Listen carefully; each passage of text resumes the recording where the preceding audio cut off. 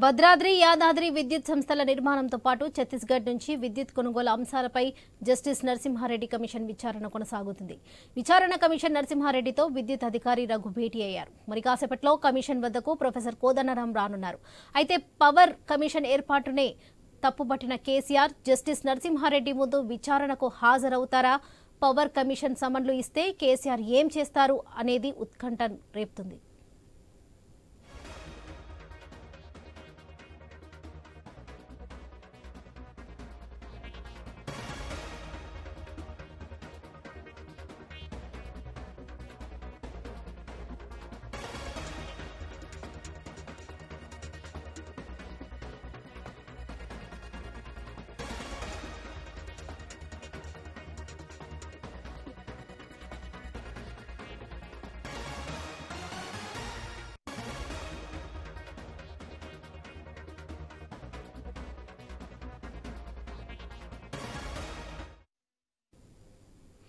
భద్రాద్రి యాదాద్రి విద్యుత్ సంస్థల నిర్మాణం పాటు ఛత్తీస్గఢ్ నుంచి విద్యుత్ కొనుగోలు అంశాలపై జస్టిస్ నరసింహారెడ్డి కమిషన్ విచారణ కొనసాగుతుంది.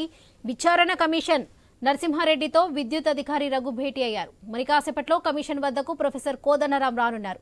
అయితే పవర్ కమిషన్ ఏర్పాటునే తప్పుపట్టిన కేసీఆర్ జస్టిస్ నరసింహారెడ్డి ముందు విచారణకు హాజరవుతారా?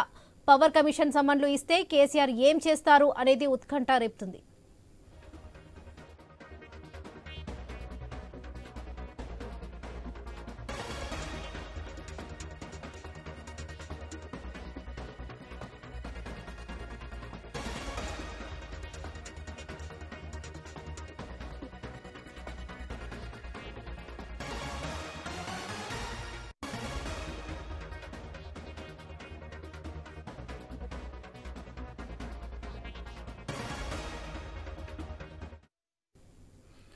భద్రాద్రి యాదాద్రి విద్యుత్ సంస్థల నిర్మాణంతో పాటు ఛత్తీస్గఢ్ నుంచి విద్యుత్ కొనుగోలు అంశాలపై జస్టిస్ నరసింహారెడ్డి కమిషన్ విచారణ కొనసాగుతుంది.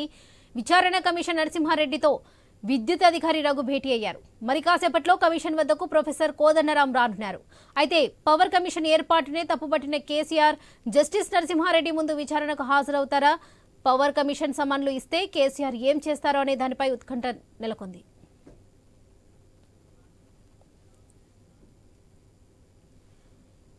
ఇక ఇదే విషయానికి సంబంధించి మరిన్ని అప్డేట్స్ మా బ్యూరో చీఫ్ రాజు అందిస్తారు. రాజు చెప్పండి.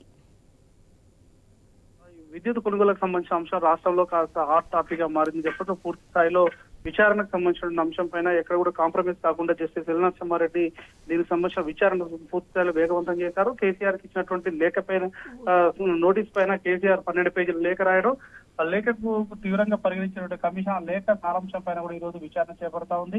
ఇప్పటికే ప్రొఫెసర్ కోదండరాం కూడా బీఆర్కే భవన్ చేరుకున్నారు ఎల్ నరసింహారెడ్డిని కలవడానికి. విద్యుత్ కొనుగోలు ఒప్పందంలో కేసీఆర్ చెప్పినటువంటి మాటలు, అందులో ఉటంకించినటువంటి వ్యాఖ్యలు ఏవైతున్నాయో అవన్నీ కూడా ఎంతవరకు సహేతుకమైన అంశం పైన లేఖ రాస్తున్నారు. మరోవైపు జస్టిస్ ఎల్ నరసింహారెడ్డిని ఆయన తప్పుపడుతూ ఎల్ నరసింహారెడ్డిని ఆ కమిషన్ నుంచి తప్పుకోవాలని చెప్పేసి ఆయన ఏదైతే చెప్పారో చెప్పినటువంటి అంశాలను కూడా పూర్తి చట్టవిరుద్ధమైన పద్ధతుల్లో అంటే చట్టాన్ని వ్యతిరేకిస్తున్నారు, లెక్కలేని తరంగా బిహేవ్ చేస్తున్నారని చెప్పేసి కూడా కమిషన్ కార్యాలయం అభిప్రాయపడుతున్నట్టుగా తెలుస్తా ఉంది. దీనిపైన మరింత సమగ్ర విచారణ చేసి ఇప్పుడు కోదండరాం ఇచ్చే ఫిర్యాదుతో పాటు ఇప్పటికే గతంలో విద్యుత్ అధికారులుగా పనిచేసి జేఏసీలో కీలకంగా పనిచేసిన రఘుతో పాటు మరికొంతమంది విద్యుత్ అధికారులను కూడా నరసింహారెడ్డి తన ఛాంబర్ పిలిపించుకున్నారు. అక్కడ వాళ్ళందరితో కలిసి వాటన్నిటిపైన సమగ్ర విచారణ చేస్తున్నట్టుగా తెలుస్తా ఉంది. పూర్తి సమాచారం తెలుసుకునే పనిలో ఉన్నారు.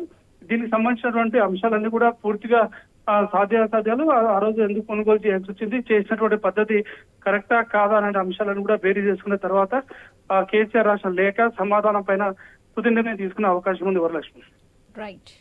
Right Raju, thank you.